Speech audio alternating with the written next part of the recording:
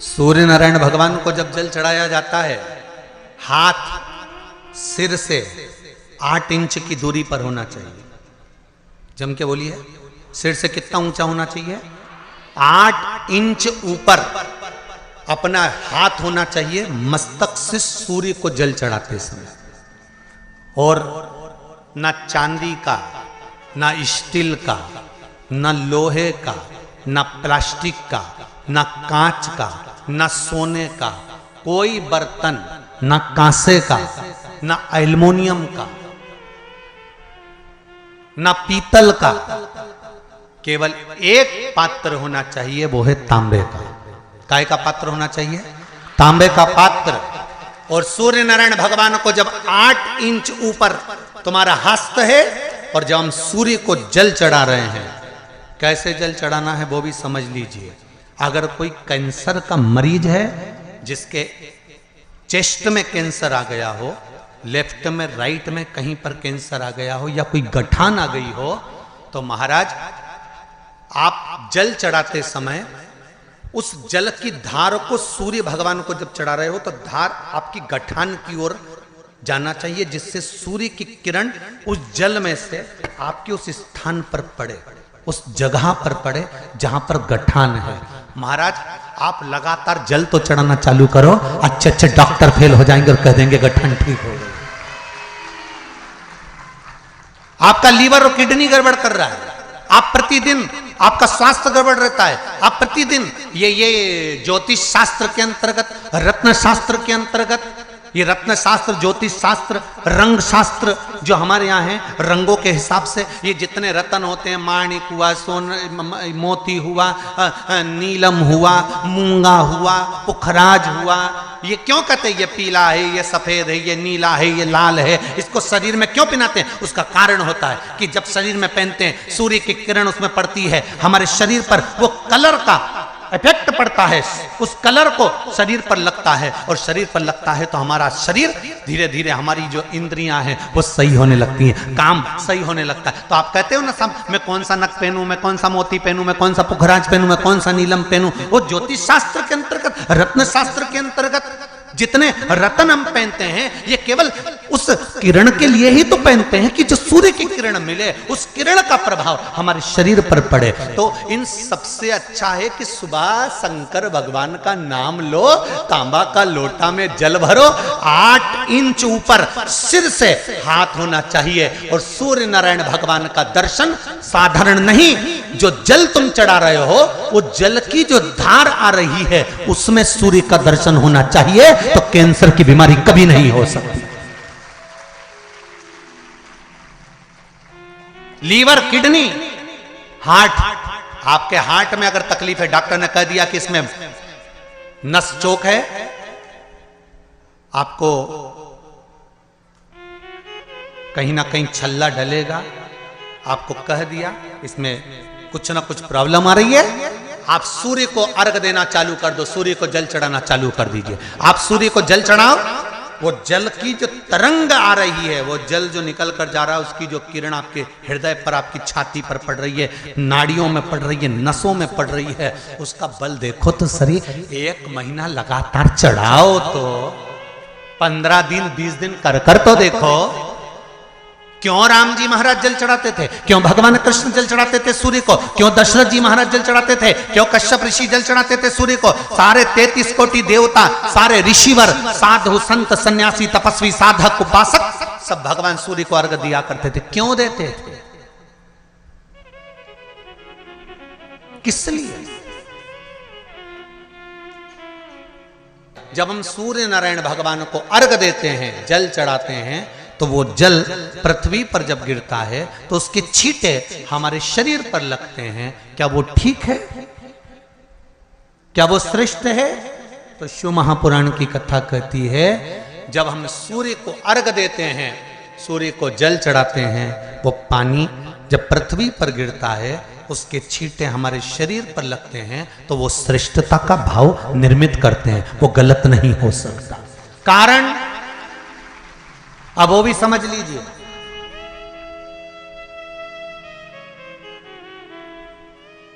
अब सूर्य नारायण भगवान को आप जल चढ़ा रहे हो, तो छींटे नहीं लगे उसके लिए क्या स्टूल पे चढ़ के चढ़ाओगे कि कुर्सी पे चढ़ के चढ़ाओगे? अरे बोलो तो सही। अब कई लोगों के दिमाग में यह बात भरा गई कि हम भगवान को जल चढ़ाते हैं, वो हमारे शरीर में छींटे लगते हैं, जमीन पे से पानी गिरता है, वो हमारे शरीर को छींटे लगते हैं, भगवान को अच्छा नहीं लगता होगा। कौन ने कहा? पहले तो उसको पकड़ के ला।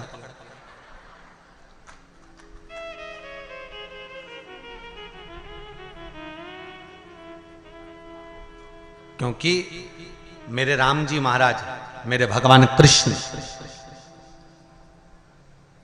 बड़े बड़े संत, साधु, सन्यासी, तपस्वी, साधक, उपासक जितने भी हुए, जिन्होंने सूर्य की आराधना करी, इन्होंने टेबल पे चढ़कर या कुर्सी पे चढ़कर जल नहीं चढ़ाया, इन्होंने पृथ्वी पर खड़े होकर ही, क्योंकि पृथ्वी तत्व के देव हैं शिव। जब हम मृत्यु लोक पर खड़े होकर, पृथ्वी पर खड़े होकर भगवान शंकर का भाग पृथ्वी तत्व को धारण कर कर जल को हाथ में लेकर जब समर्पित करते हैं और जो जल नीचे गिरता है वो शरीर पर अगर लगता है तो हमको उसका आशीर्वाद ही प्राप्त होता है, दोष नहीं लगता। पर लोगों ने इसको विपरीत कर दिया कि कौन ने विपरीत करा? कई लोगों ने इसको विपरीत कर दिया।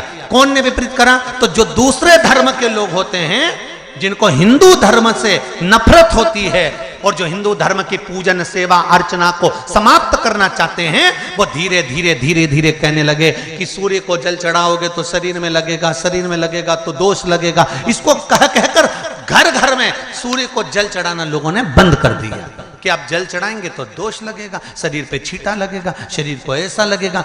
ये दोष नहीं है। कितनी सुंदर बात है महाराज।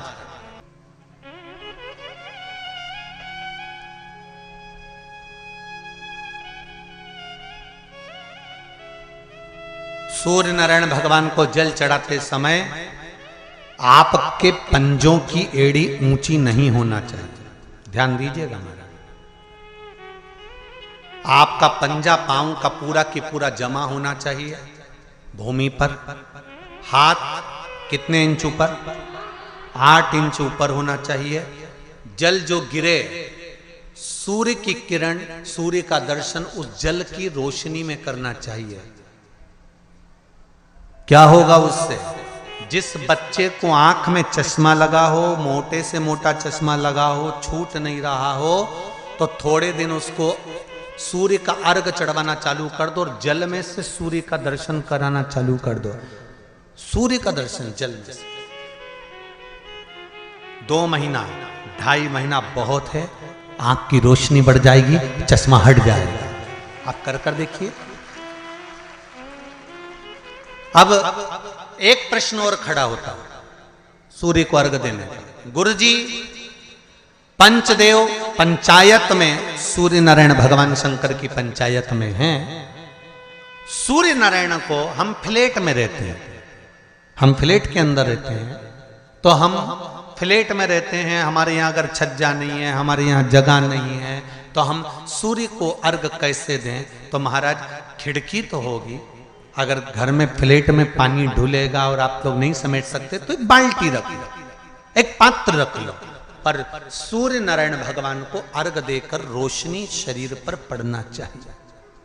जिंदगी में कभी कोई बड़ी बीमारी नहीं आ सकती। कितने लोग देते हैं सूर्य को अर्घ? जरा हाथ उठाओ। बहुत बढ़िया, बहुत जोरदार। पुरुष लोग भी देते हैं ना, चाहे बच्चे से बच्चा, बच्चों के हाथ में भी 1 लोटा पानी पकड़ाओ। घर में छोटे बच्चे हो ना, उनको तांबे का लोटा दो, पानी दो, जा बाहर खड़े हो जा, 1 लोटा पानी चढ़ा के आओ। पहले दिन आप स्वयं बच्चे के साथ बाहर खड़ी हो, ओटले पर, घर के बाहर खड़ी हो, छत पे खड़ी हो या घर के बाहर खड़ी हो, और बच्चे से कह लो चढ़ाओ बेटा, देखो ऐसा हाथ 8 इंच ऊपर करिए, तांबे का लोटा लेकर पानी धीरे धीरे डोलना है। जैसे वो स्लो मोशन के सीन नहीं होते नाटक में, ये एकदम धीरे धीरे धीरे, बस नहीं तो मालूम पड़े छोरा छोरी एक साथ उंडेल के अंदर नहीं। जल चढ़ाते समय उस पानी में से सूर्य की किरण पड़ना चाहिए। सूर्य की किरण एक बात और कहना चाहूंगा, अगर आप लोग स्वीकार करेंगे तो, अगर कहीं आपको लगता हो कि बच्चा पढ़ने में कमजोर है, विद्या में कमजोर है, रिजल्ट अच्छा नहीं आ रहा, पढ़ने में कमजोर है, वो पढ़े, अपनी जगह पढ़े, वो कार्य करे अपनी जगह करे, मेहनत करे अपनी जगह करे। बच्चों को कह दो कि कुछ समय के लिए सूर्य को अर्घ देना चालू कर। सूर्य की किरण जहां पर ब्राह्मण या हिंदू धर्म का व्यक्ति मस्तक पर तिलक लगाता है, भुकुटियों के बीच में उस सूर्य की किरण इस भुकुटी के बीच पड़ना चाहिए, परंतु पानी कम से कम ना करते हुए स्लो मोशन में धीरे धीरे गिरना चाहिए, एकदम धीरे धीरे। तो यहां एक रेखा सूर्य की किरण से पड़ती है।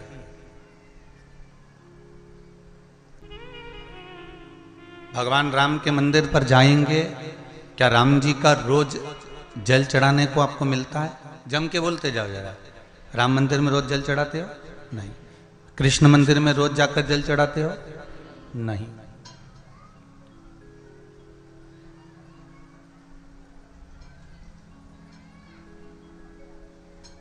किसी भी देवता के मंदिर में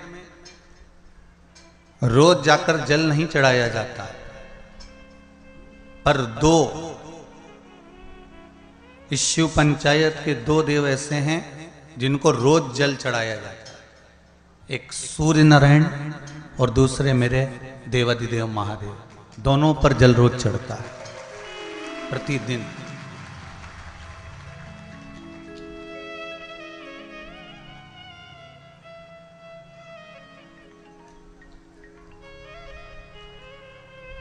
शिव पंचायत में जो दो देव विराजमान हैं, ये कोई साधारण नहीं है महाराज।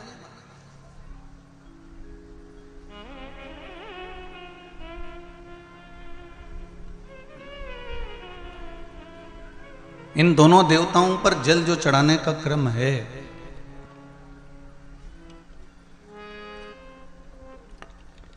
और दोनों ही देव, चाहे मेरे भास्कर देव हों, सूर्य देव हों, आदित्य देव हों, चाहे मेरे देव अधिदेव महादेव हों, दोनों पे जल चढ़ाने का महत्व है।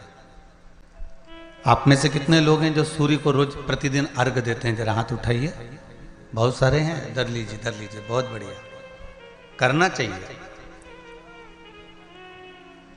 ये जो आज के समय में दुनिया के लोगों को जो ये बीमारियां हो रही हैं ना, कि हृदय गति रुक जाती है, कहीं अटैक आ जाता है, कहीं हार्ट काम करना बंद कर देता है, कहीं लीवर किडनी में सूजन आने लगती है, कहीं लीवर काम करना बंद कर देता है, कहीं किडनी काम करना बंद कर देती है,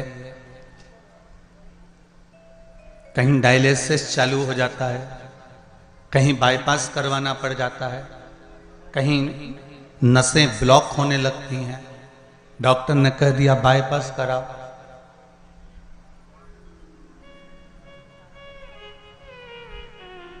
सारी बीमारियों को, सारे रोगों को समाप्त करने का यदि कोई तरीका है, कोई उपासना है, कोई नियम, कोई धर्म, कोई अनुकूल, कोई भगवत सेवा है, तो वो शंकर के शिव पंचायत में जो ये 5 देव विराजमान हैं, इनकी सही तरीके से अगर पूजन को समझ लिया जाए, इनके नियम को समझ लिया जाए, तो ऐसी कोई बीमारी नहीं जिसका इलाज नहीं है। महाराज, अगर समस्या है तो समस्या कितनी भी बड़ी से बड़ी हो, कितनी बड़ी से बड़ी हो, अगर समस्या बड़ी है तो समस्या का हल भी निश्चित है।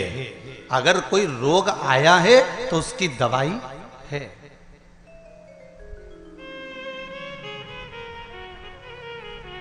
कोई दुख, कोई तकलीफ, कोई कष्ट आया है, कोई रोग आया है, कोई बीमारी आई है, कोई दुख आया है, तो उसका हल है, उसका हल निकले।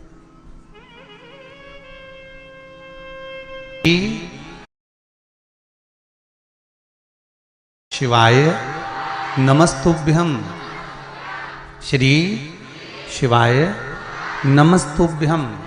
शिव आराधना में अगर हमारा चित्त लगा हुआ, ये जितनी जितनी बीमारियां हैं, फिर निवेदन करूंगा छत्तीसगढ़ की इस पावन धरा से, चाहे हार्ट से जुड़ी हो, चाहे लीवर से जुड़ी हो, चाहे किडनी से जुड़ी हो, चाहे बड़े से बड़ी, यहां तक शरीर में अगर गांठ भी पड़ी हुई है तो इन शिव पंचायत के एक एक देवता का पूजन का विधान समझ लीजिए बस।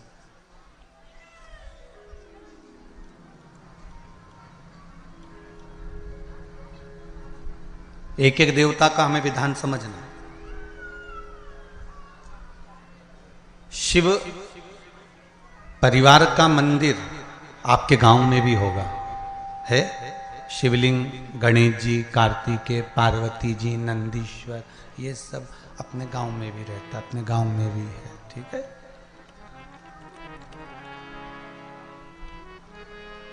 शिव पंचायत बोलते जाओ। 5 कौन कौन?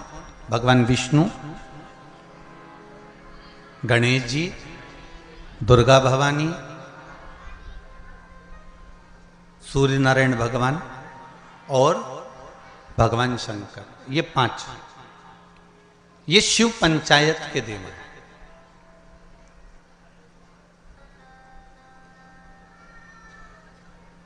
कहते हैं पंच तत्व से मिलकर ये मनुष्य का शरीर बना हुआ है। पंच तत्व से मिलकर ये ब्रह्मांड बना हुआ है।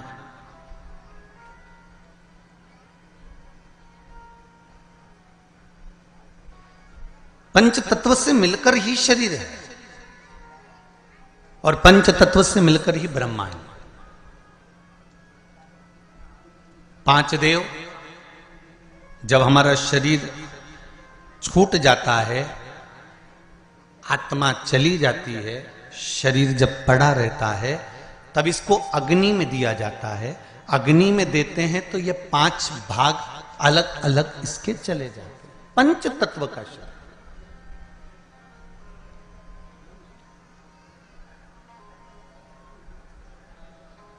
ब्रह्मांड में सबसे ज्यादा क्या चीज है? पृथ्वी की पानी। अगर आप नेट पर सर्च करेंगे, निकालेंगे, करेंगे, कहीं सुना होगा तो सबसे ज्यादा है जल। शरीर में भी सबसे ज्यादा क्या है? अरे जम के तो बोलो, जल। सबसे ज्यादा जल। पंच तत्व के 5 देव शिव पंचायत में है। पहले नंबर पर है गणेश, जो जल के देव हैं। काय के देव हैं? जल के।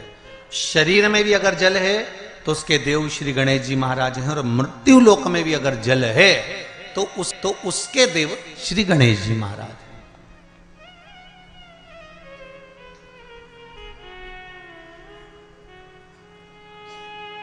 हमारे जीवन में शरीर में जल ज्यादा है, मृत्यु लोक में ब्रह्मांड में जल ज्यादा है। इसलिए सर्वप्रथम किसको बनाया गया? श्री गणेश जी महाराज को। क्यों? क्योंकि ये जल के देव हैं। जिसकी संख्या ज्यादा हो, शरीर में पंच तत्वों में जल की मात्रा ज्यादा है, इसलिए गणेश को प्रधान बनाया गया। एक पत्र ज्यादा तो पढ़े नहीं है, ये थोड़े पढ़े हैं, बाकी के बहुत सारे पत्र हैं। अभी इतने पत्र और हैं जिनको भी पढ़ते हैं, जैसा भजन आएगा। पर इसमें देखिए बड़ा सुंदर भाव लिखा है।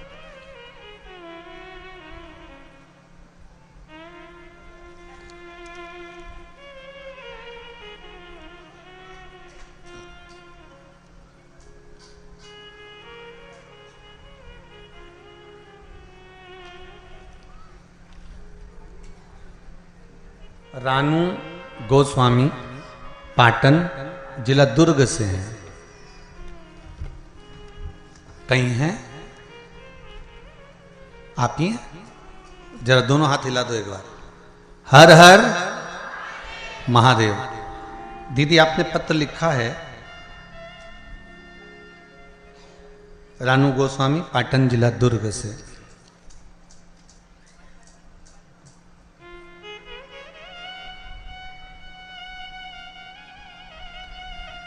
पत्र में लिखा है रानूजी गोस्वामी ने, मैं ग्राम पाटन की रहने वाली हूँ, जिला दुर्ग की रहने वाली हूँ। मैं पशुपति व्रत का क्या वर्णन करूं गुरुदेव। दीदी आपने पत्र में लिखा है, मेरे जेठ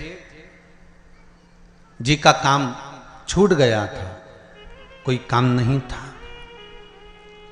आपकी भिलाई में कथा जब शुरू हुई तब हम लोगों ने सुनी थी। कथा सुनने के बाद पशुपति नाथ का व्रत किया, जिसके प्रभाव से उनको पुनः काम मिल गया, और काम भी मिला तो ऐसा कि जो सोचा ही नहीं था, ये शिव की कृपा से प्राप्त हुआ। पत्र में लिखा है। और इसी पत्र में पंचदेव के जल देव का वर्णन भी आया, उसको समझिएगा जरा, देखिए।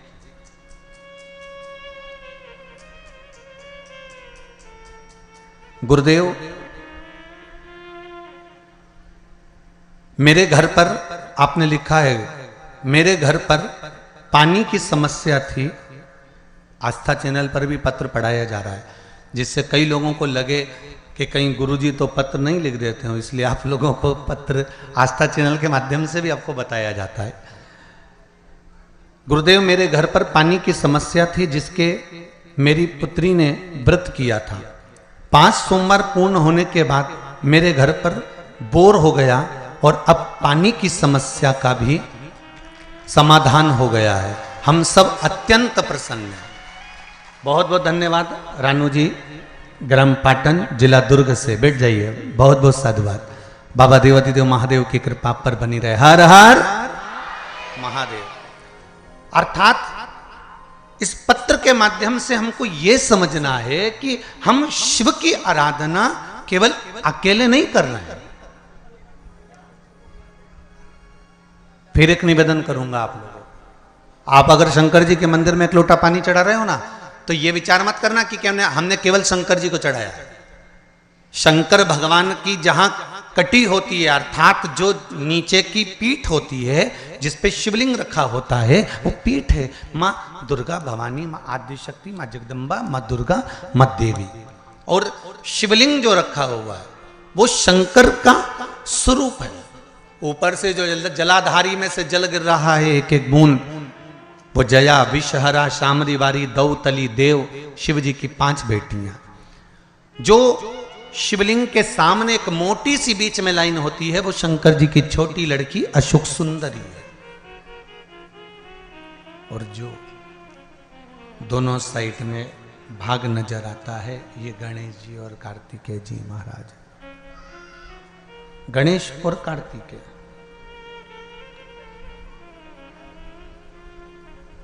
जहां से जल निकलकर बाहर जाता है मंदिर के बाहर की ओर जाता है, वहां और शिवलिंग के पास में 33 कवटी देवताओं का स्थान होता है। आप जिस कामना से पशुपति व्रत करते हैं, आप जिस कामना से पशुपति व्रत का नियम धारण करते हैं, पशुपति व्रत करते हैं, जिस कामना से आप पशुपति व्रत उठाते हैं, शिव की आराधना करते हैं, पूजन करते हैं, अर्चना करते हैं, तो गणेश की आराधना भी स्वतः साथ में हो जाती है। देवी की आराधना भी साथ में हो जाती है, सूर्य देव की आराधना भी साथ में हो जाती है, सभी देवताओं की आराधना साथ में। और जब आराधना साथ में होती है तो उसका फल भी हमको प्राप्त होता है।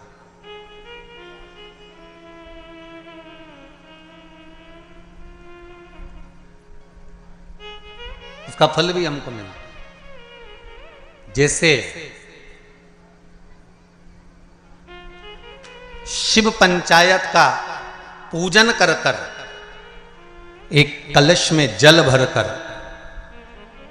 पुष्य नक्षत्र में, और वो भी गुरु पुष्य में, ब्रह्म मुहूर्त में कलश में जल भरकर 5 बेलपत्री शिव, गणेश, दुर्गा, सूर्य नारायण और विष्णु भगवान, इन 5 के नाम से जब हम कलश के अंदर डाल देते हैं, और डालने के बाद में गुरु पुष्य के ब्रह्म मुहूर्त में सुबह 4 बजे के करीब में हम जहां हमारा मन पड़े वहां पर अगर बोर लगवा देते हैं तो पानी तो निकलना ही होता है। ऐसा हो ही नहीं सकता कि जल ना निकले, जल निकलेगा ही।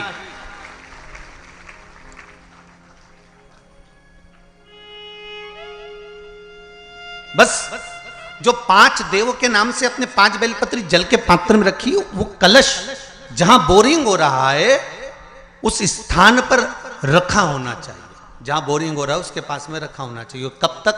जब तक वो जल ना निकले, और निकलेगा। पर ब्रह्म मुहूर्त में ही गुरु पुष्य के दिन उसका जल खनन होना चाहिए महाराज। भूमि में से जल के लिए प्रयास होना चाहिए। पंचदेव फिर ध्यान दे लेना। 5 देव कौन से? शिव पंचायत के। क्योंकि देवता होने भी जब यज्ञ के लिए जाते हैं, देवता जब अनुष्ठान के लिए जाते हैं, देवता जब युद्ध के लिए जाते हैं, देवता जब किसी कार्य के लिए जाते हैं, और जब कार्य के लिए पहुंचते हैं, जब देवता कार्य के लिए जा रहे हैं और लगता है कि ये कार्य पूर्ण नहीं होगा, ये कार्य सफल नहीं हो पाएगा, हम जिस कार्य के लिए निकले हैं इस कार्य में कहीं ना कहीं अड़चन उत्पन्न होने वाली होती है, तो सारे देवता उठकर भगवान शंकर के पास जाते हैं और शिव की पंचायत को लगाते हैं। शिव पंचायत में जैसे ही कोई बात सम्मुख में आकर खड़ी हो जाती है, शिव पंचायत में जैसे ही कोई बात सामने लाकर रख दी जाती है, मात्र कुछ ही क्षण में शंकर भगवान की पंचायत उसको समाप्त कर देती है और कार्य सफल कर देती है। शिव पंचायत का बल बड़ा प्रबल है। अब एक बात और ध्यान दीजिए। कई लोगों के मन में आता है, गुरुजी शिव परिवार के मंदिर जाता होते हैं तो शिव पंचायत के मंदिर क्यों नहीं बनते? इंदौर में एक मंदिर है, छत्तीसगढ़ में भी एक मंदिर है। उसकी सूचना भी मैं कल उसमें देखेंगे अपने लिंग पुराण के अंतर्गत, तो उसमें निकल जाएगा। उज्जैन में भी एक मंदिर है। तो शिव पंचायत के मंदिर क्यों नहीं बनते गुरुदेव? प्रश्न तो खड़े होते हैं। एक प्रश्न आया है, अच्छा है, देखिए।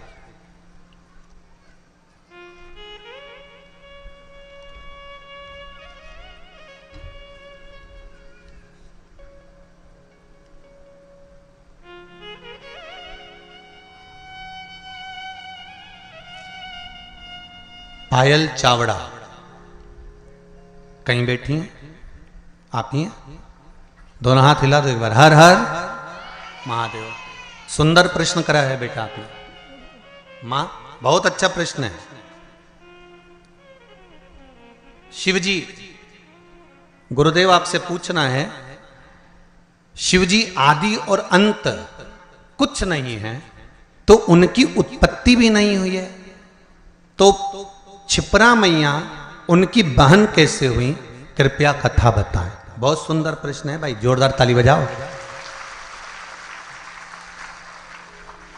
बैठो दीदी, बैठो। बहुत सुंदर प्रश्न के लिए बहुत बहुत धन्यवाद। ऐसे प्रश्न अगर उपजे ना, लोग फालतू के प्रश्न करें ना तो वो आनंद ना आए, और जो प्रश्न काम के हैं ना, ऐसे प्रश्न अगर आए ना तो कथा का भी आनंद बढ़ जाए, कथा का भी एक रोचकता बढ़ती है इन प्रश्नों के माध्यम से। अब आपने लिखा है कि शिव की उत्पत्ति या अंत है ही नहीं, अजन्मा है शंकर। सारे वेद पुराण शास्त्र जो तुमको पढ़ना है पढ़ लो, जो तुमको उठाना है उठा लो, सबके जन्म का प्रसंग मिलेगा, शिव के जन्म का नहीं। हां, विष्णु पुराण में शिव के जन्म का एक प्रसंग छोटा सा ब्रह्मा जी के द्वारा प्रकट होने का लिखा है।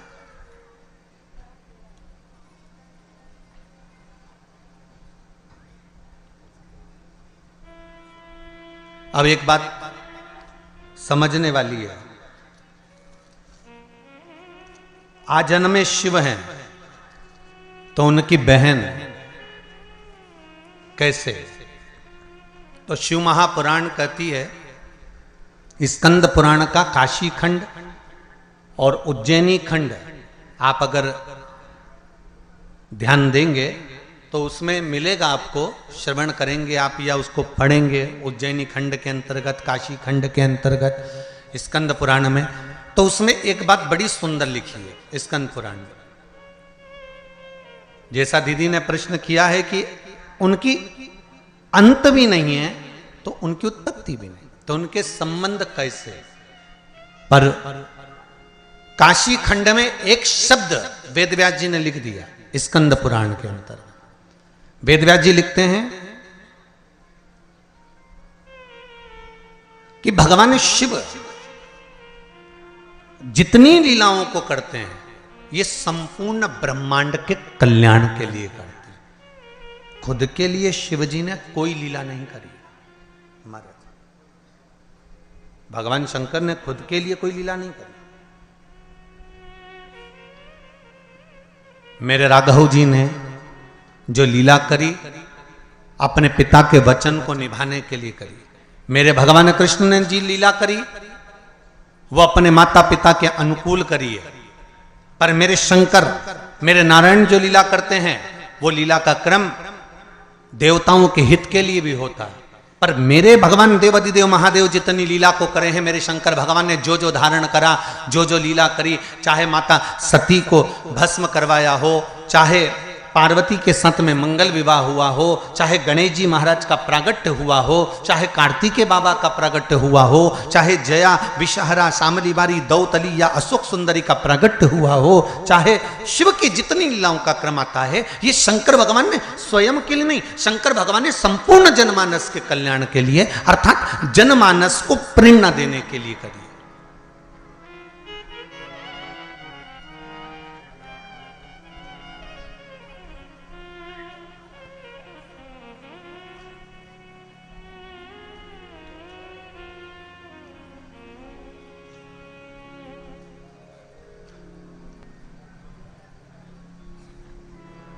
पार्वती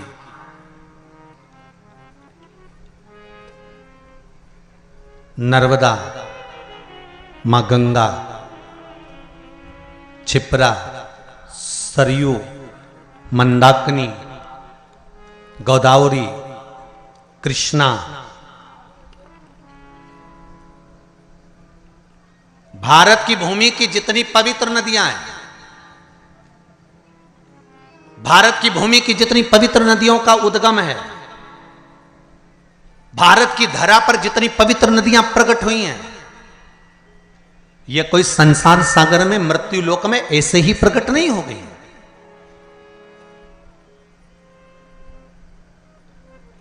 देव अधिदेव महादेव के पास में बारंबार सारी नदियों के लिए प्रागट्य के लिए निवेदन किया गया, पंचायत में ये सिद्ध किया गया, तब जाकर इन नदियों को प्रकट किया गया।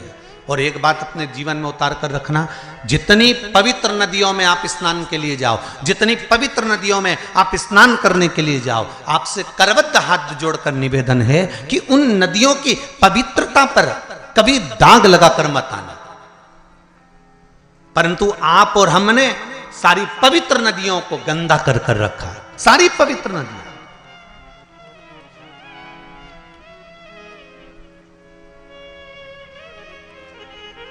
मैं कहूंगा यमुना के घाट पर बसा है दिल्ली।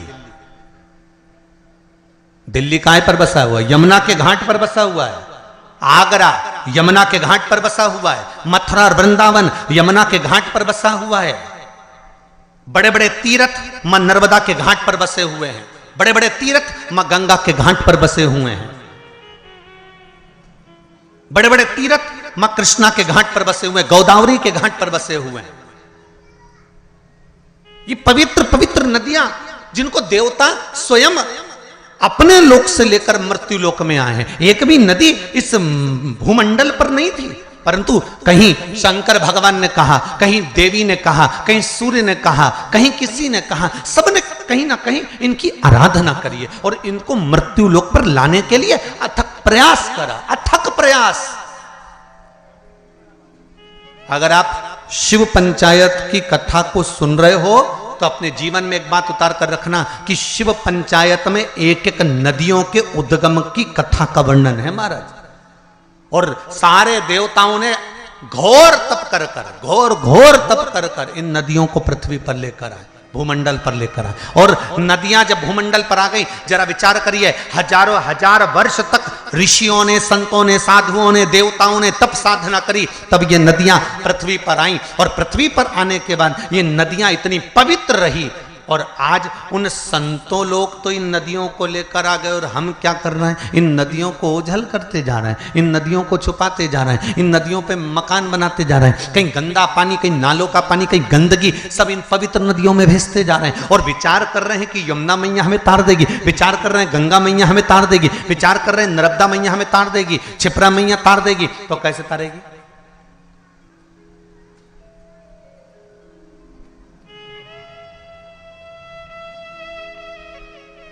आपके जीवन को सुख देने के लिए। मेरे को साहू जी बता रहे थे,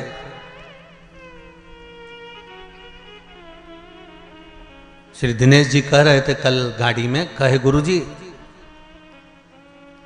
हमारे क्षेत्र के प्रशासन को हमने सूचना दी है कार्यक्रम की, तो प्रशासन के द्वारा गुरुदेव हमने जब कहा कि छोटे छोटे तालाबों में और नहर में पानी रहेगा, तो जितने सारे भगत या कथा सुनने के लिए आ रहे हैं उनको नहाने में या आदि कादि कोई कार्य में तकलीफ नहीं होगी।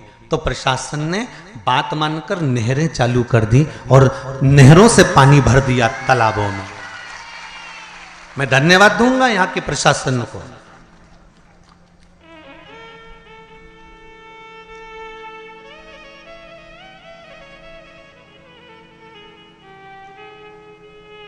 जिन्होंने नहरें चालू कर दी कि भगत लोग, अगर इस छोटे से गांव में जब इतनी बड़ी कथा हो रही है, इतना बड़ा पंडाल लगा हुआ है, इतने जनमानस, और विश्वास नहीं था कि आज पहले दिन इतने जंगल के अंदर गांव, गांव के अंदर गांव, गांव के अंदर गांव।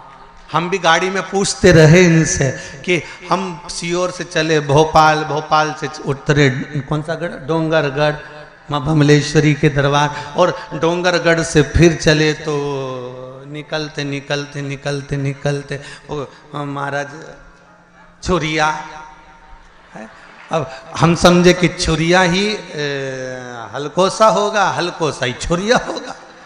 भाई हमारे यहाँ जैसे नाम होता है ना, जैसे किसी का नाम बोल देते थे क्या बहरू, और नाम उसका दूसरा था कमल किशोर या राम किशोर, तो उसका घर का नाम दूसरा। तो हम सोचे हो सकता छुरिया का नाम ही हलकोसा होगा, हलकोसा का नाम ही छुरिया होगा। पर यहाँ आते आते मालूम पड़ा कि डोंगरगढ़ से निकले, फिर यहाँ से निकलते निकलते निकलते निकलते आगे पहुँचे तो मालूम पड़ा वहाँ से छुरिया तो उधर निकल गया, हलकोसा इधर निकल गया। अब हलकोसा भी आते आते आते आते ये पास के गांव के लोग वो गाड़ियों को उधर घुमा के ले गए। तो हमने, मैं स्कूल के बाहर पढ़ा तो दूसरा गांव था, तो हमने जजमान से फिर पूछा क्यों जी अभी हलकोसा नहीं आया, बस 2 किलोमीटर दूर है। हमने कहा तुम कहते कहते तो 25 लिया है।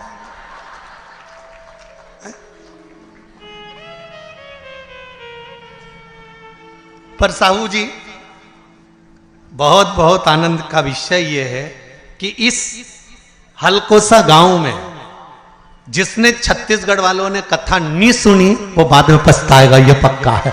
इतनी शांति, इतनी शीतलता, इतना आनंद भरा हुआ है इस गांव के अंतर्गत, शांति और शीतलता और एक आनंद।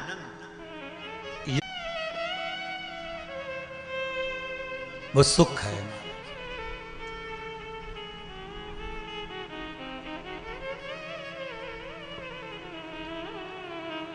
पवित्र पवित्र नदियों का उद्गम हमारे यहां शिव महापुराण में वर्णन है महाराज। तो मेरा निवेदन है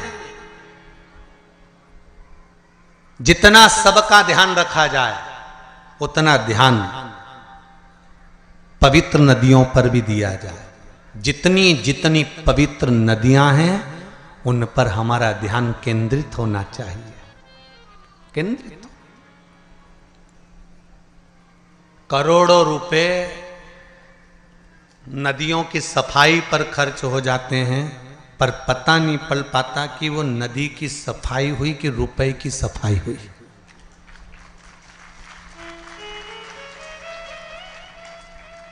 पवित्र नदियां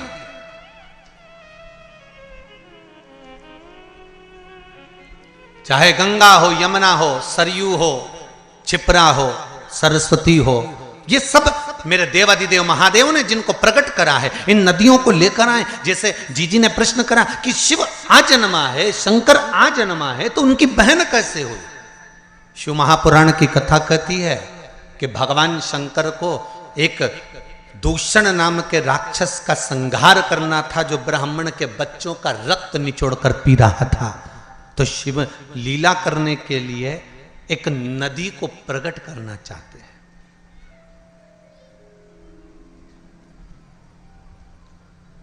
देवताओं के हित के लिए शंकर गंगा को प्रकट करना चाहते हैं। वेद व्यास जी के ज्ञान की वृद्धि करने के लिए शंकर भगवान सरस्वती को प्रकट करना चाहते हैं। संसार में बहुत गरीब से गरीब भी लोग रहेंगे जो अपने घर में शंकर की मूर्ति अगर रखेंगे तो उनके पास यज्ञ करने का पैसा भी नहीं होगा, हवन करने का धन भी नहीं होगा। इसलिए शंकर भगवान नर्मदा जी को प्रकट कर दिया।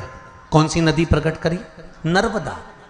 तो पूछा नर्मदा नदी को प्रकट करने का कारण क्या था? शंकर भगवान से पंचायत में बैठे हुए देवताओं ने, भगवान विष्णु ने, भगवान सूर्य ने, माता जगत जननी दुर्गा भवानी ने, श्री गणेश जी महाराज ने, सबने प्रश्न करा कि भोलेनाथ आपने नर्मदा को क्यों प्रकट करा? तो शंकर भगवान कहते हैं नर्मदा को प्रकट करने का केवल एक कारण है कि नर्मदा का जो कंकर निकलेगा वो शंकर होगा। इसको ना यज्ञ की जरूरत है ना अनुष्ठान की जरूरत है, जिसने ले जाकर बिठा दिया वो वहीं सिद्ध हो जाएगा, वो वहीं सिद्ध हो गया। उसको प्राण प्रतिष्ठा की भी जरूरत नहीं है, वो तो जहां रखा वह सिद्ध है।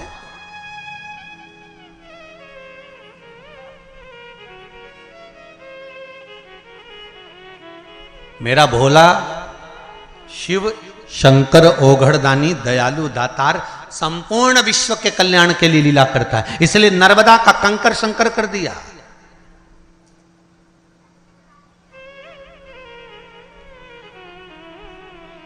और शिव कृपा, शिव दया, शिव करुणा किसको कहते हैं? कि जहां शंकर की कथा होती है, शंकर का स्मरण होता है, शंकर का भजन होता है, वह भूमि भी, कंकर भी शंकर हो जाता है। और कुछ दिन के लिए, 7 दिन के लिए तो हलकोसा की ये पावन धरा भी, कंकर भी शंकर। एक कंकर शंकर का भी पत्र अच्छा आया, देखिए।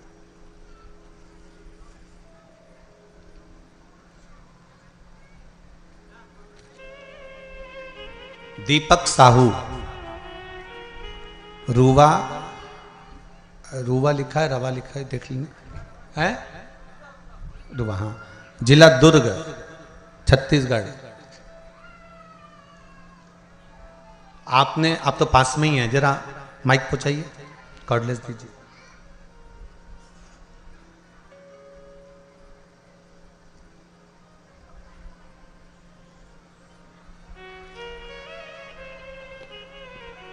आपने पत्र में लिखा है, गुरुदेव रुद्राक्ष महोत्सव चल रहा था कुबेरेश्वर धाम पर, और रुद्राक्ष महोत्सव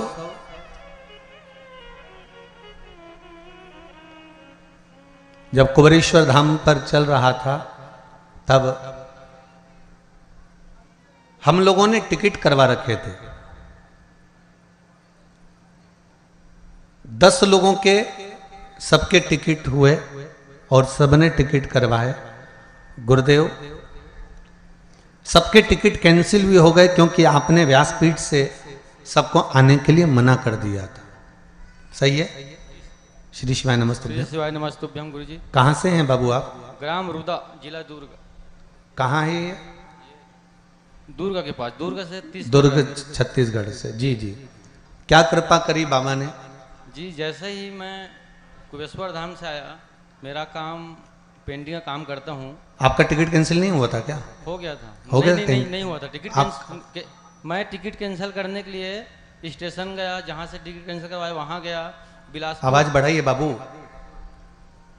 हाँ, मैंने टिकट कैंसिल करने के लिए स्टेशन गया और जहाँ से करवाया वहाँ गया, वहाँ से भी नहीं हुआ तो बिलासपुर फ़ोन लगाया मेरे दोस्त रेलवे में हैं, बोले आपका टिकट कैंसिल नहीं हो पा रहा है। तो मैं सोच में पड़ गया कि मैं क्या करूं। जी। तो फिर मेरा तो ध्यान कुबेश्वर धाम पे था, तो फिर मैं बिना सोचे ही अकेले निकल पड़ा।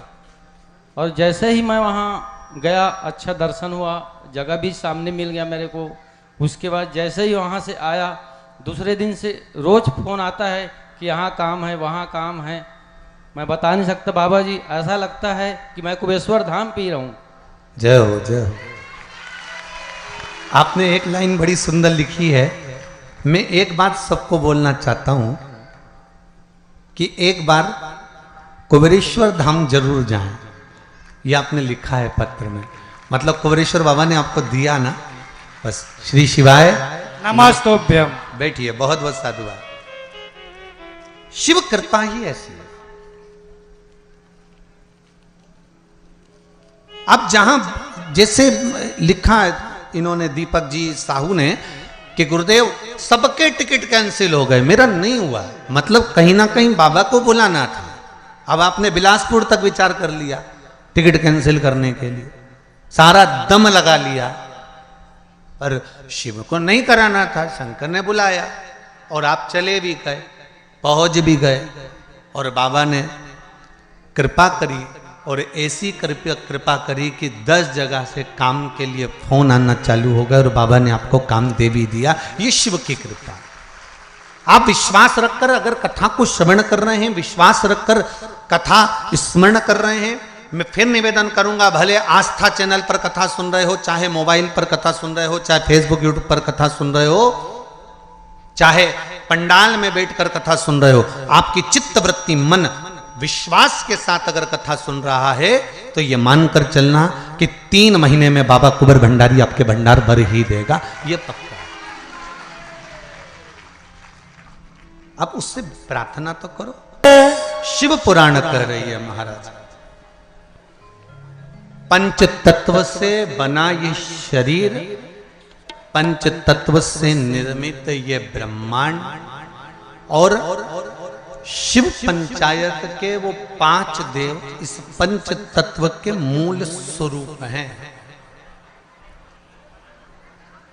पंच तत्व में जल की मात्रा ज्यादा है, इसलिए उसका जो मूल है वो श्री गणेश जी महाराज। दूसरे नंबर पर हैं पंच तत्व में वायु, और वायु के अगर कोई देव मूल रूप से माने गए हैं तो वो भगवान विष्णु हैं। शरीर में वायु का एक मूल स्थान है।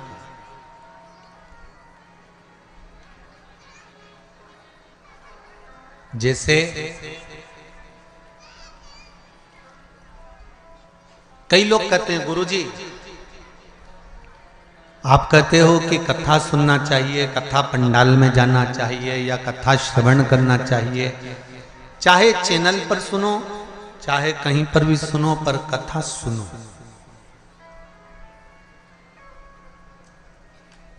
भाई,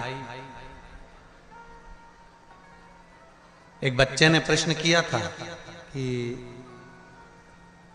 आप कहते हो कि भगवान सब जगह पर है, तो फिर हमारी मम्मी तुम्हारी कथा में क्यों जाती है? जब भगवान सब जगह पर है तो हमारी मम्मी को कथा में जाने की जरूरत क्या? हमने भी वही कहना चाहते हैं। हवा सब दूर है, बोलो सही है कि गलत है? बोलते जाओ जरा जम के, सही है। हवा सब जगह पर, और गाड़ी के पहिया पंचर हो गया हो, उसकी हवा निकल गई हो, और तुम किसी से जाकर कहो कि तुम पहुंच गए छुरिया में, और वहां जाकर तुमने कहा कि साहब हमारी गाड़ी के पहिए की हवा निकल गई है, और कोई तुमसे कहे हवा तो सभी जगह पर है, हवा की कोई कमी नहीं। अभी हम छुरिया तो नहीं गए, पर जाएंगे जरूर एक बार। नाम इतना जोरदार है तो घूमने में क्या दिक्कत है? तो कोई तुमसे कहे कि सब हवा निकल गई है पहिए की और हवा, तो वो कोई तुमसे कहे ज्ञान की बातें, हवा तो सभी जगह है। तो सब जगह है तो पहिए की हवा सभी जगह है, सभी जगह। ठीक। अब तुमने सोचा ये तो पागल है, इसके क्या मुंह लगना। फिर किसी के पास गए, वहां जाकर तुमने कहा भैया हवा, हमारी गाड़ी के पहिए की हवा निकल गई। तो वो तुमसे कि हवा तो अच्छे अच्छे की निकल जाती है।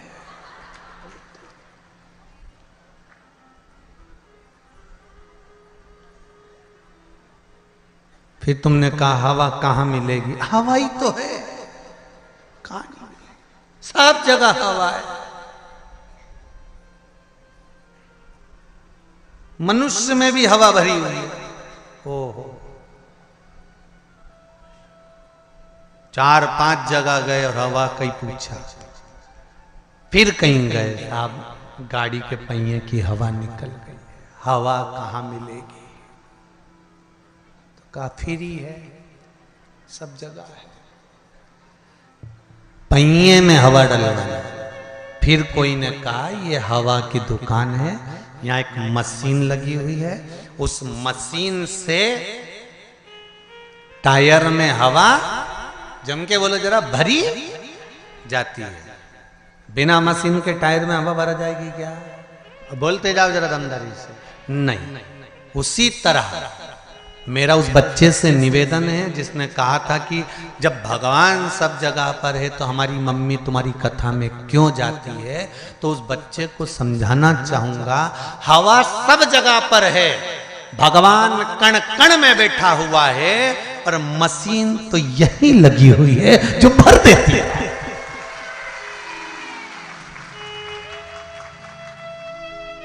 बिना मशीन के टायर में हवा नहीं भरा सकती। प्राप्त होगी हवा, पर वो मशीन से प्राप्त होगी।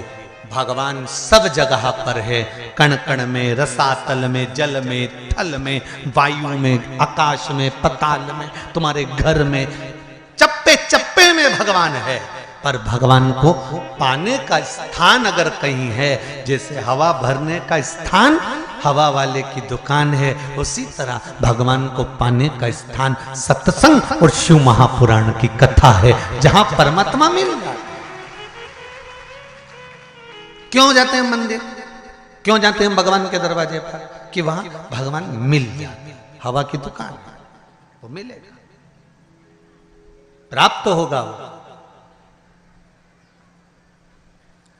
भगवान विष्णु को वायु कहा है, वायुदेव का महाराज।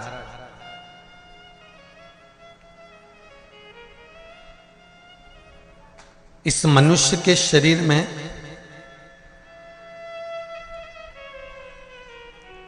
वायु का अपना एक तत्व का, 5 तत्वों में से एक तत्व है वायु, जो शरीर के अंदर है।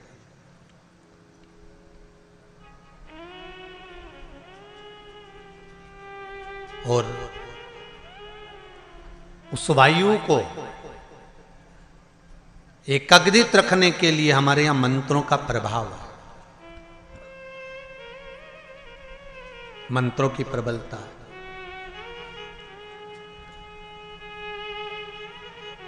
तीसरे नंबर पर है शिव, पृथ्वी का स्वरूप, पृथ्वी के देव है।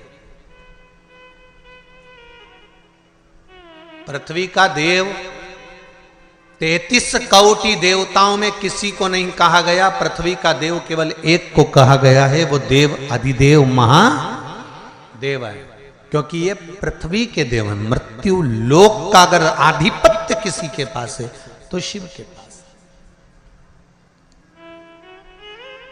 अब एक बात सावधानी से सुनिएगा, शायद शिव महापुराण के माध्यम से अभी तक ये बात सामने नहीं आई, पर शिव पंचायत कथा में आ रही है।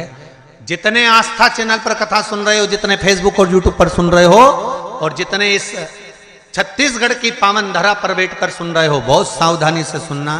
एक प्रश्न हमारे भीतर खड़ा होता है। चंद्रदेव का लड़का था, देखो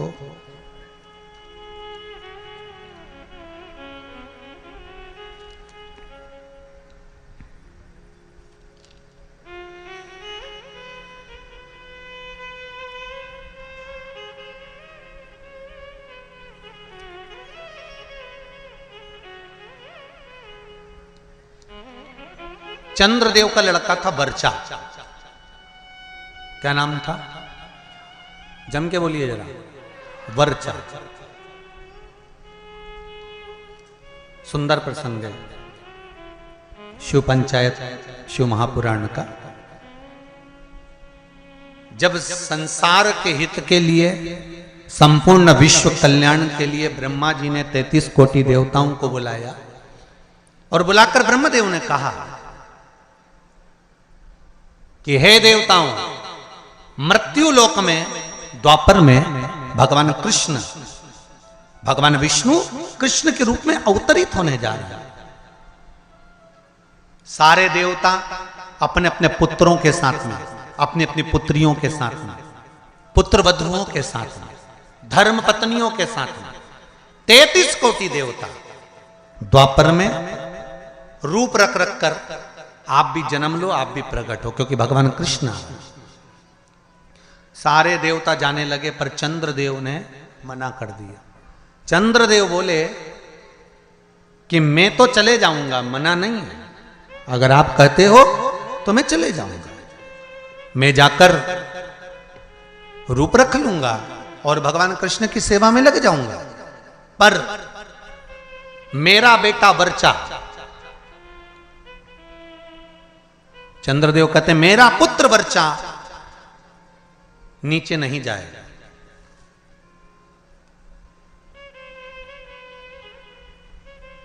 खूब समझाया देवताओं ने। देखिए, जब 33 कोटि देवता जा रहे हैं तो आप अपने पुत्र को क्यों नहीं भेजते?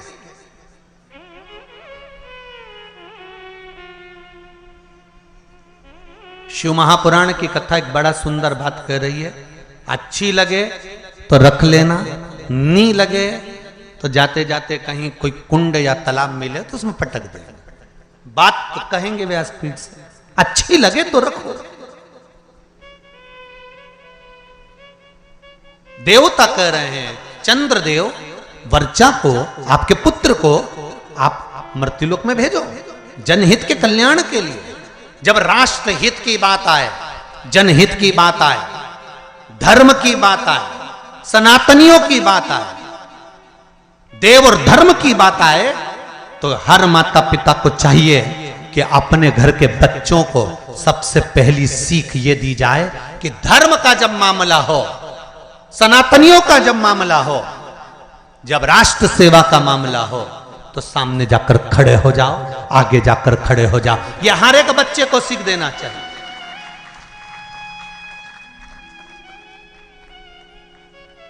पर हम अपने बच्चों को सीख देते हैं, कहां जा रहा है? अरे मम्मी, और देखो जरा, भगवान के मंदिर में अनुष्ठान चल रहा है, साहू परिवार शिव महापुराण की कथा करवा रहा है, गांव में कथा हो रही है, गांव के अंतर्गत कार्यक्रम चल रहा है, संपूर्ण गांव का कार्य है, तुझे क्या करना जाकर? वो तो उनका काम है ना, चुप बैठ रहे। माता और पिता को चाहिए कि अगर हमारे गांव में अगर आए हैं इतने मेहमान, हमारे गांव में इतने लोग कब आएंगे साहब? ये तो शंकर की कृपा से शिव के रूप में आए हैं, कब आएंगे? बल्कि घर के लोगों को ये चाहिए कि अपने बच्चों से कहे, तेरी परीक्षा हो गई, पढ़ाई हो गई, एग्जाम हो गए, रिजल्ट अपनी जगह आएगा।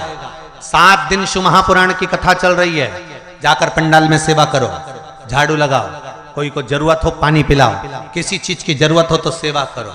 33 कोटि देवता भी शंकर भगवान की सेवा में लगे रहते हैं। तुम खुद देख लो, कल तक यहां पर इतनी तेज गर्मी पड़ रही थी, प्रचंड धूप पड़ रही थी, और आज निकल कर देखो तो चारों तरफ छाए नजर आएगा।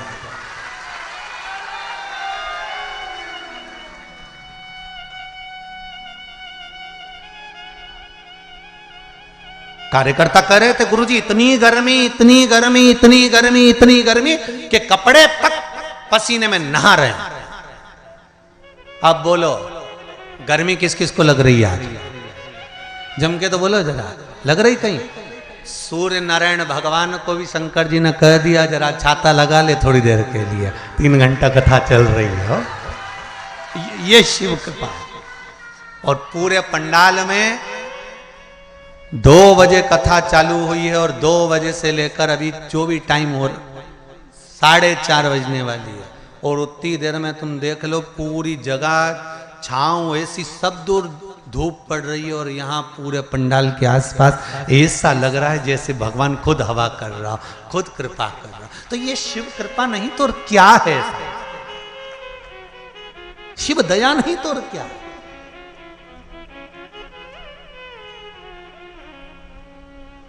अरे तेरा ही दिया मैंने खाया पिया है, तेरा शुक्रिया है, तेरा शुक्रिया है।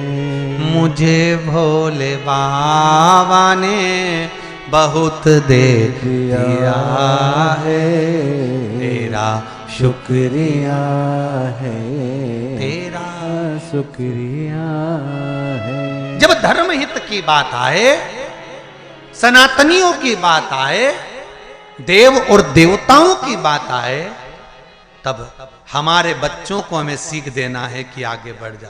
पर चंद्रदेव ने अपने पुत्र वर्चा को कहा ये नहीं जाएगा, द्वापर में मृत्यु लोक में भगवान नारायण के साथ में कार्य करने के लिए नहीं जाएगा।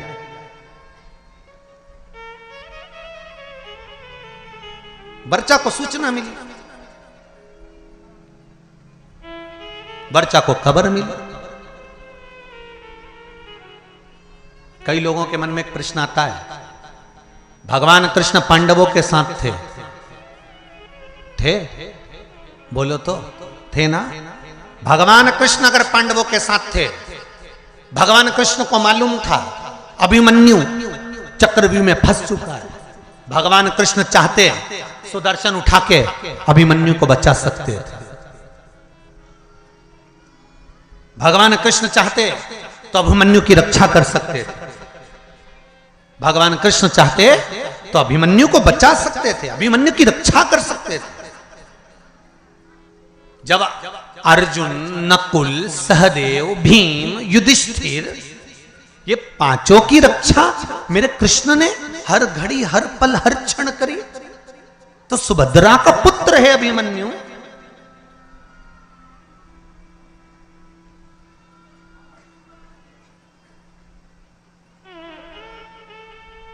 अर्जुन का पुत्र है अभिमन्यु,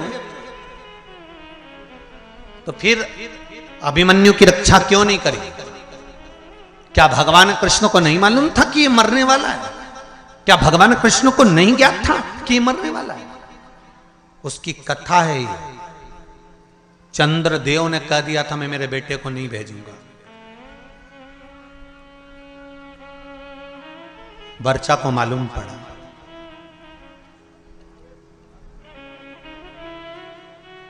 और वर्चा को मालूम पड़ा कि मेरे पिता चंद्रदेव ने मना कर दिया है जनहित के कार्य के लिए, देवहित के कार्य के लिए। क्यों? क्योंकि पुत्र का मोह नहीं छूट रहा, पुत्र आसक्ति नहीं छूट रही।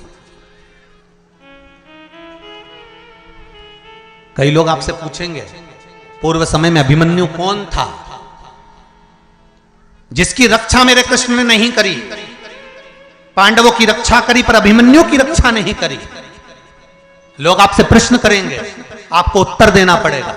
घर के छोटे बच्चे पूछेंगे मम्मी चक्रव्यूह में अभिमन्यु पड़ा था, महाभारत देखकर कहेंगे जब भगवान कृष्ण पांडवों के साथ थे तो अभिमन्यु की रक्षा क्यों नहीं करी? तो आपको बताना पड़ेगा कि अभिमन्यु पूर्व समय में चंद्र का पुत्र वर्चा था और इसकी रक्षा क्यों नहीं करी, वो भी कथा वर्णन कर रही है। ये शिव पंचायत, शिव महापुराण में चरित्र आता है हमारा। अभिमन्यु का पूर्व का नाम था वर्चा, चंद्र का पुत्र।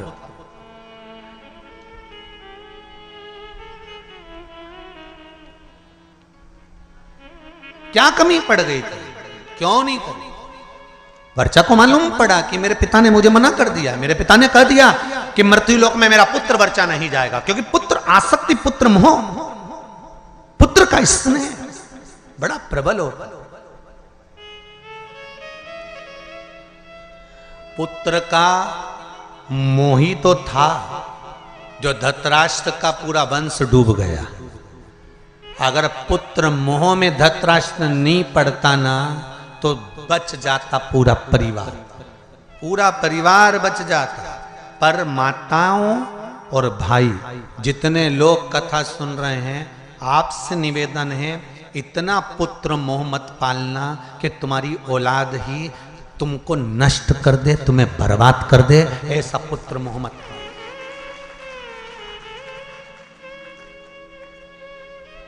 बहुत पुत्र मोह है आज के जमाने में। मेरा बेटा, मेरा बेटा, मेरा छोरा, मेरा छोरा, मेरा छोरा, और छोरा छोरा छोरा। और जब आई छबीली, फिर काय का छोरा।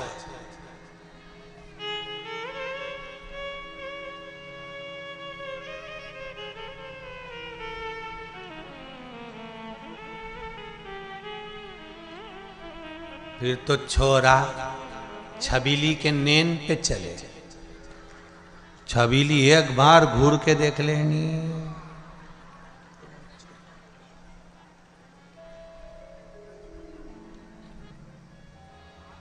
इतना बल,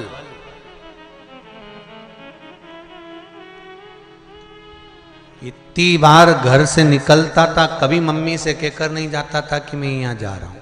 जिस दिन से शादी हुई घरवाड़ी के 50,000 के जाना पड़ता है कि मैं यहां जा रहा हूं। अब तुम सोच लो कितना बदलाव आया ब्याह के बाद, शादी के बाद। पहले जाता था तो मम्मी से कहकर नहीं जाता था कि मैं यहां जा रहा हूं, मैं आ रहा हूं, मैं ये करने जा रहा हूं। अब शादी होने के बाद अगर घर से जाता है ना तो पहले उसको बताना पड़ता है, नहीं तो 50,000 फोन लगा के पूछ लेती है कहां हो। बस इतना बोला ना तो बापड़ा का पसीने की बूंद छा गई। अब भी आया 20 मिनट में, बस पहुंच ही दिया। आ रहे हो वो वाला हाल है ना। एक पत्नी ने पति से कहा कपड़े पड़े हैं बाथरूम में,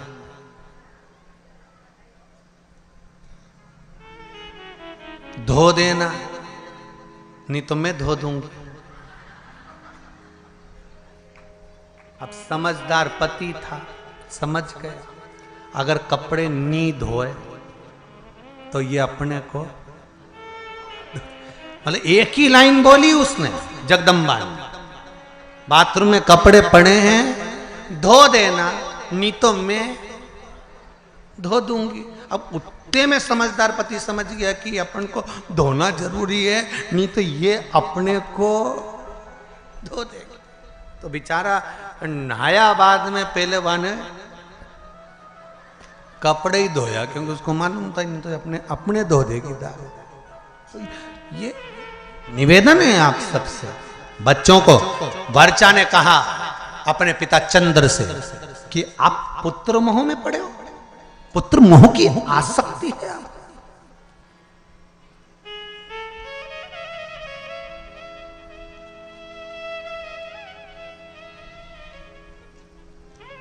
पुत्र मोह की आसक्ति।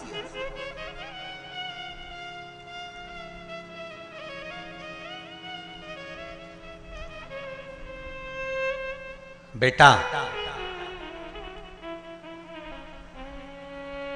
मैं नहीं चाहता कि मृत्यु लोक में तुम द्वापर में भगवान विष्णु के साथ नीचे लीला करने के लिए जाओ, क्योंकि नीचे मैं जानता हूं युद्ध होने वाला है और युद्ध होगा और सब समाप्त होगा।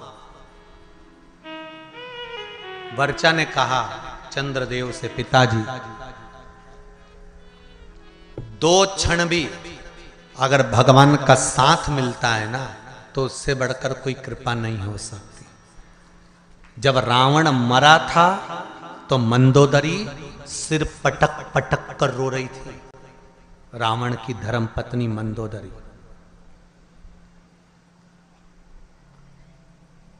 तो भगवान राम ने मंदोदरी से जाकर कहा, मंदोदरी तुम राजमाता हो,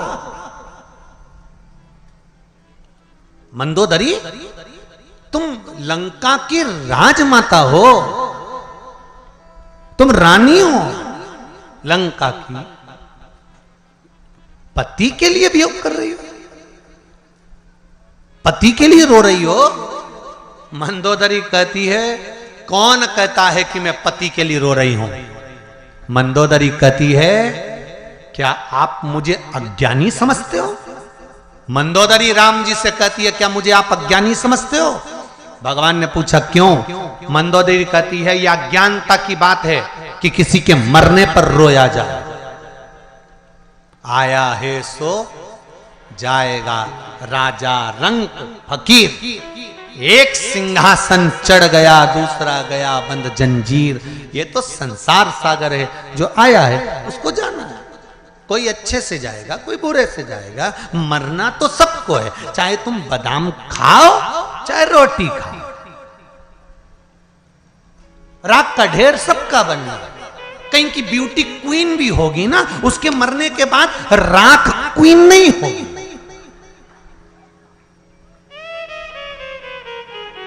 कहीं का बोल्ड भी होगा ना, बॉडी शॉडी बनाकर रखा होगा, खूब ढल्ले सल्ले बनाकर रखा होगा, खूब जोरदार बॉडी शॉडी बनाकर रखा होगा, खूब जोरदार उसने शरीर बनाकर रखा होगा, तो मरेगा तो भी राख का ढेर होगा। वो राख के ढेर में बॉडी नजर नहीं आएगी। और 4 घंटे तुम अगर मेकअप भी करोगे ना, तो मरने के बाद मेकअप ढेर में नहीं दिखाएगा। तो बादाम खाओगे तो भी मरोगे, नहीं खाओगे तो भी मरोगे, रोटी खाओगे तो भी मरोगे, नहीं खाओगे तो भी मरोगे। तो ये अंदाजे में मत रहना कि मृत्यु तुम्हारा चेहरा देखकर तुम्हें 2-4-8 दिन और ज्यादा दे देगी। यमराज से किसी की रिश्तेदारी थोड़ी ना कि तुम जोरदार, बहुत जोरदार श्रृंगार मिंगार करके रहो, 2 घंटा तक पेंसिल लाइन खींचो, डब्बा भरो, फिर खजूर वाली चोटी करो, न जोरदार तैयार मैयार होके रहो। तो तुम सोचो कि यमराज आएगा तो मैं तो उससे कह दूंगी न बाजू वाली के ले जा, न मेरे को छोड़ जाओ। तो यमराज कहीं तुम्हारा काका जी लगे तो छोड़ जाएगा। इस अंदाजे में मत रहना रही हो छत्तीसगढ़ वाली। सुन लो ओ बमलेश्वरियों देवियों, अच्छे से सुन लेना, इस अंदाजे में मत रहना। तो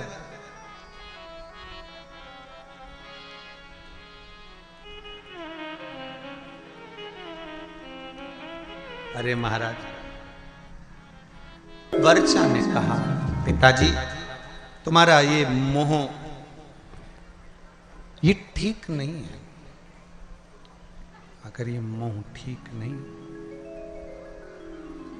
ये आसक्ति पुत्र के प्रति ये ठीक नहीं है, ये मोह ठीक नहीं है। कहा, समझाया, भले थोड़े क्षण के लिए, कुछ देर के लिए मुझे भगवान विष्णु का संग मिले, उनका सानिध्य मिले,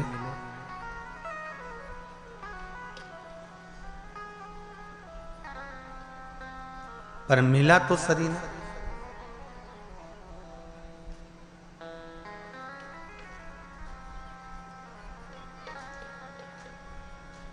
कुछ देर का सानिध्य अगर हमको अच्छा मिल रहा है, कुछ देर का सानिध्य,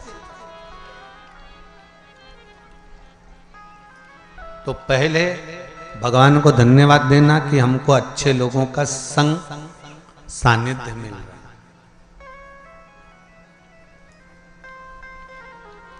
वर्चा ने कहा, चंद्रदेव के पुत्र बोले, आप चाहते हो कि मैं आपके करीब में रहूं, पर मैं चाहता हूं कि अगर मेरे नारायण भगवान विष्णु कृष्ण अवतार लेकर जा रहे हैं, लेने जा रहे हैं, तो मैं 2 क्षण उनका सानिध्य प्राप्त करूं, भले 2 क्षण के लिए जाऊं, पर जाऊं। अपने नजदीक में अगर शिव महापुराण की कथा हो, कहीं आसपास क्षेत्र में कहीं कथा हो, सत्संग हो, तो प्रयास करना कि भले थोड़ा समय जाऊं, पर जाऊं, शिव की आराधना कर कर आऊं, शंकर की उस धरा को चरण छू कर आऊं जहां का कंकर शंकर है, उसको छू, भले 2 क्षण। पर जाऊं, वहां पहुंचूं।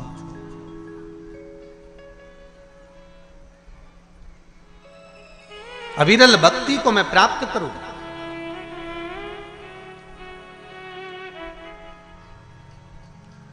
शिव आराधना में मैं डूबूं।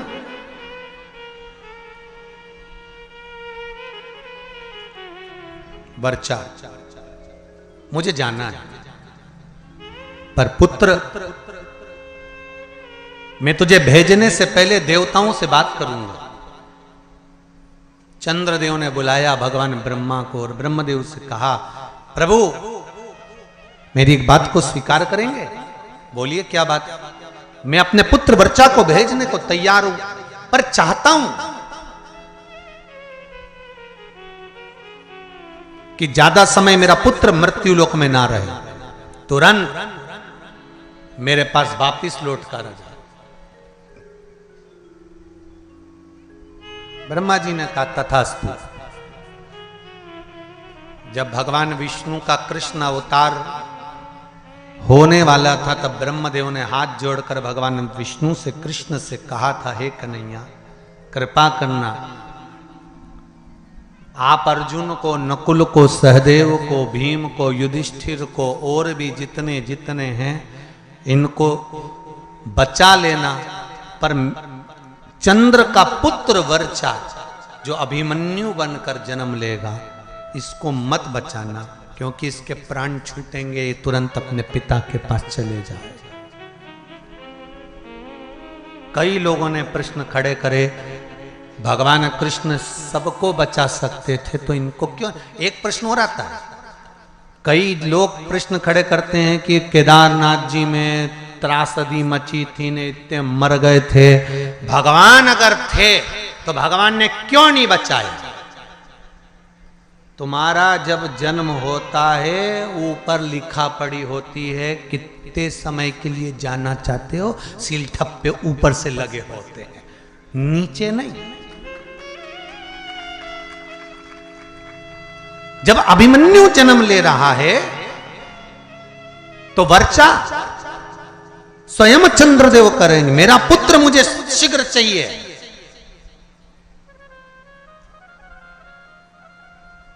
अच्छे कार्य में, जनहित में, राष्ट्रहित में, धर्महित में, जगहित में, नेक कर्म करते हुए, अच्छा कर्म करते हुए अगर आपके प्राण चले जाएं तो समझ लेना कि आपको भगवान ने थोड़े समय के लिए सील ठप्पे लगाकर ही भेजा था कि संसार में जाकर आपको ये अच्छा कार्य करना है, ये अच्छा करना है और आपके माध्यम से करना है।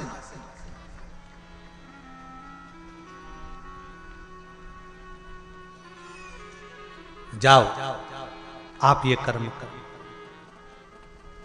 वर्चा अभिमन्यु बनकर जन्मे, आए, कर्म करा, स्वयं भगवान कृष्ण को ध्यान में था कि अभिमन्यु को घेर लिया गया है, इसको छुड़ाना चाहिए, पर नहीं छुड़ाया। अर्जुन ने कहा मेरा पुत्र मर रहा था और आपने बचाया नहीं। भगवान के कैसे बचाऊं, क्योंकि ऊपर से लिखा पढ़ी कर कर आया था कि मैं थोड़े समय के लिए जाऊंगा, थोड़े समय के लिए जाऊंगा और जाकर ये कार्य करूंगा। तो फिर थोड़े समय के लिए आया, लिखा है, जो समय लिखा है वो लिखा है। महाराज, जैसे शिव महापुराण की कथा में देवराज की कथा आती है कि देवराज आया, शिव के मंदिर तक गया, अंत में प्राणों को त्यागे और शिव धाम में चले गया। चंचुला देवी का प्रसंग आता है जो बिंदुक प्रेत योनि में पड़ जाता है और चंचुला देवी शिव का स्मरण करती है। काशी में नंदन वन में घूमती घूमती प्राणों को त्याग देती है और कैलाश धाम मिल जाता है।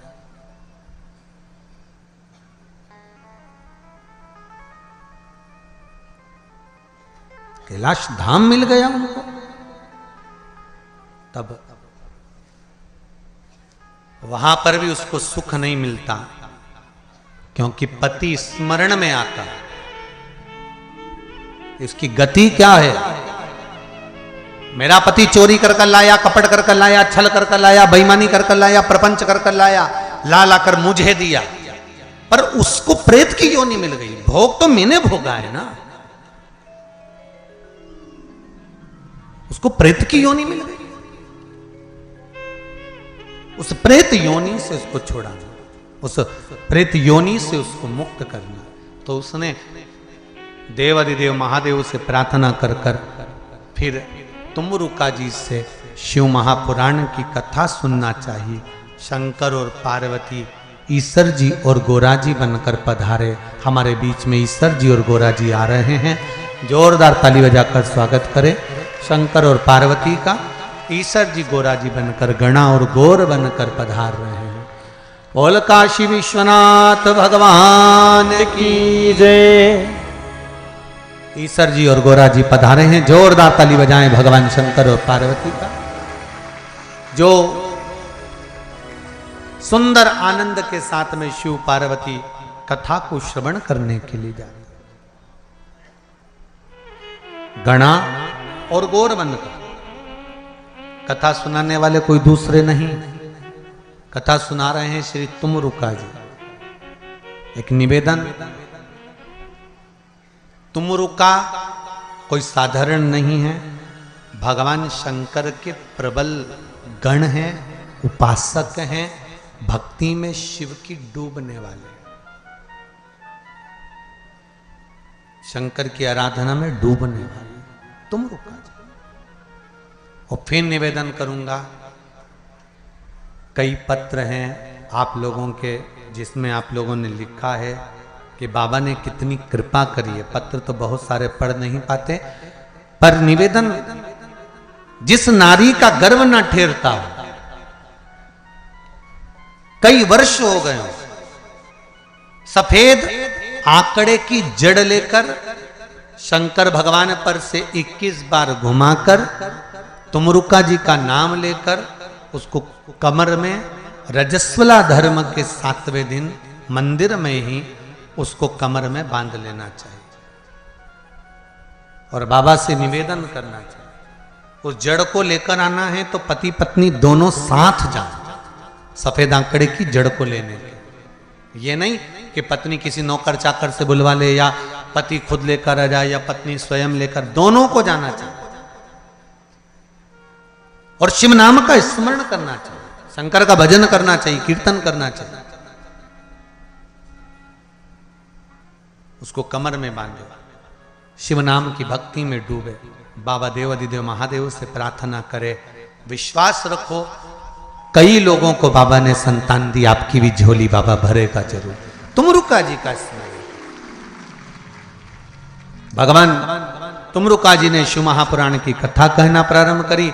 भगवान देवाधिदेव महादेव पार्वती जी के साथ में सुंदर शिव महापुराण के यजमान बनकर कथा को श्रवण करने के लिए आनंद के साथ पहुंचे हैं।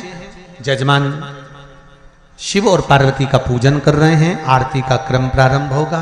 भाव भक्ति से, आनंद से भगवान शंकर का आनंद भावपन सब यहाँ दर्शन कर रहे हैं। यजमान परिवार सुंदर आनंद से ईश्वर जी और गोरा जी का पूजन कर रहे हैं। बोल काशी विश्वनाथ भगवान की जय।